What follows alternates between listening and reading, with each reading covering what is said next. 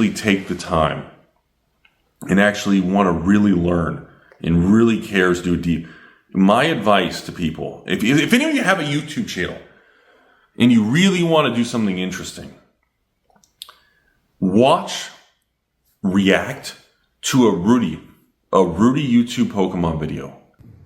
Well, let's do it then. Reacting to an old Rudy the GOAT from Alpha Investments 2016 XY Sun and Moon era. Let's go. Today we're going to talk about 2 years ago when I went public and told people I'm going to buy a shit ton of Pokemon product and I'm going to pretty much just keep hoarding it and building it up.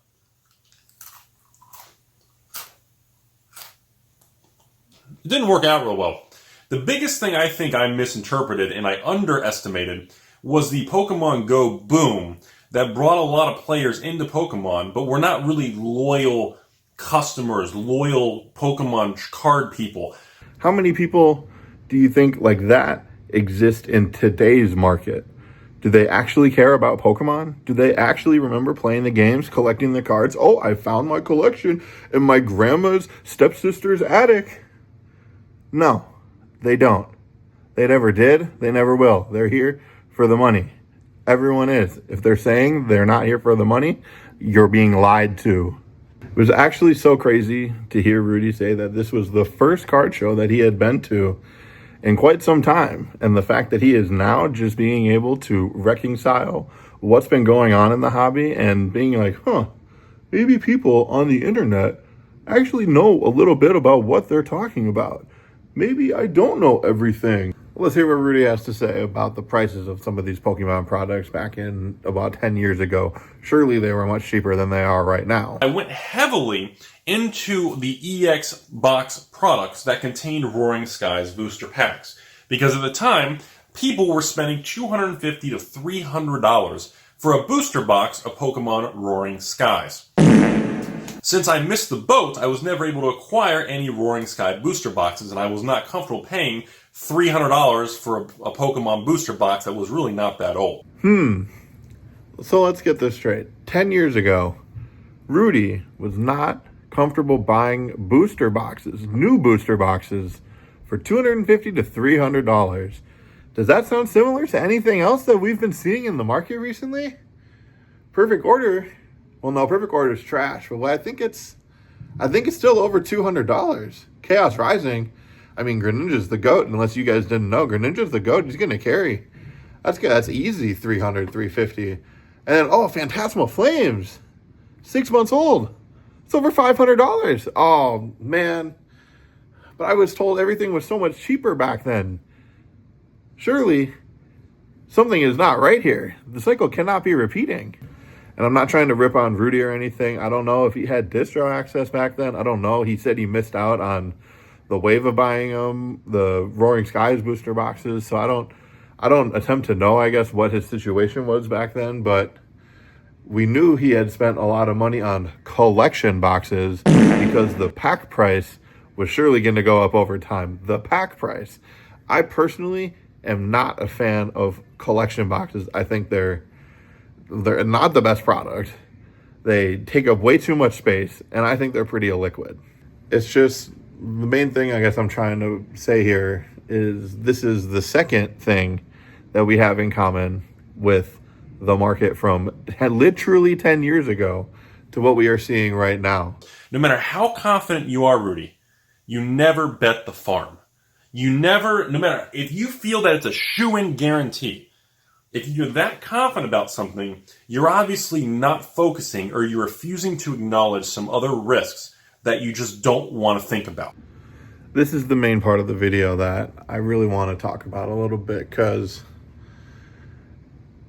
there is an overwhelming belief that we are in a new parabolic, it can never go down, euphoric, whatever crazy, super bullish term you want to attach to the market, things have changed. We are in a new paradigm, a brand new market with brand new players, and there's too much money for it to fail until it does. If you know anything about markets in general, is that they are all cyclical. And we've seen it. That's what makes Pokemon one of the most powerful, strong, attractive investments, is that we've seen it multiple times be really high, really low, really high, really low, really high, really low. It's just, it's crazy to me that the amount of just pure euphoria and the risk people are willing to take on sacrificing their literal future on shiny cardboard, whether it be, maxing out 2, 3, 4 credit cards so they can buy their PSA 10 slabs, go to the show this weekend, and sell them all to all the broke-ass Timmies out there who have no idea what they're doing, and feel really good and pat themselves on the back that they made, a couple $1,000. But I'm no super authority on the subject. I'm just one dude who literally took Rudy's idea from his latest video and was trying to learn and compare and contrast 2 different time frames within a similar subject, and just try and learn and see how I can best prepare myself for whatever comes next within the Pokemon market. Obviously, I do have some exposure to Pokemon in some way, shape, or form. I have only sealed product. It is, for me personally, it's just the easiest way to turn your brain off. And, there is some truth to, between now and 2040, I would imagine the prices of the Pokemon products that I have now are higher then than they are now. But that's just the type of investing that I'm comfortable with, and I'm trying to just learn and take in as much different perspective so I don't just become tunnel visioned on what I believe is to be the truth. So to wrap up day 1 of learning from old Rudy videos about the then Pokemon market state and the current Pokemon market state, we've got some pretty glaring similarities between who's actually participating in the hobby. Are they here for the right reasons? We got prices of booster boxes, hyper modern booster boxes, very similar, $250, $350 right on release. That's the same.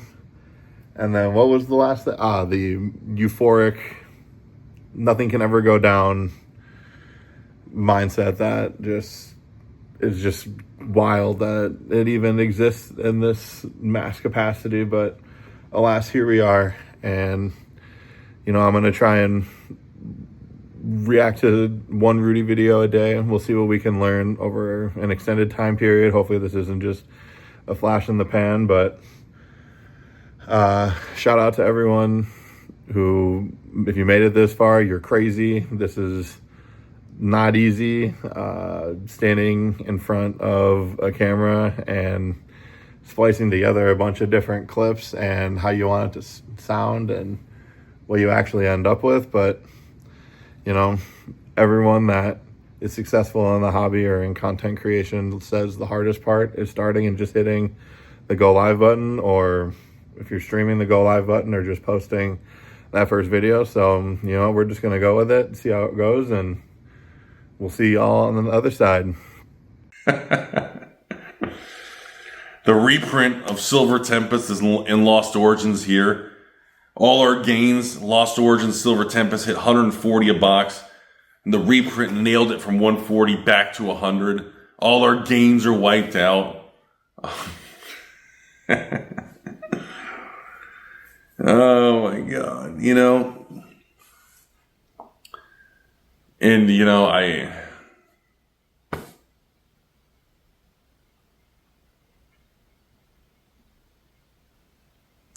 I don't know if the market has a true organic demand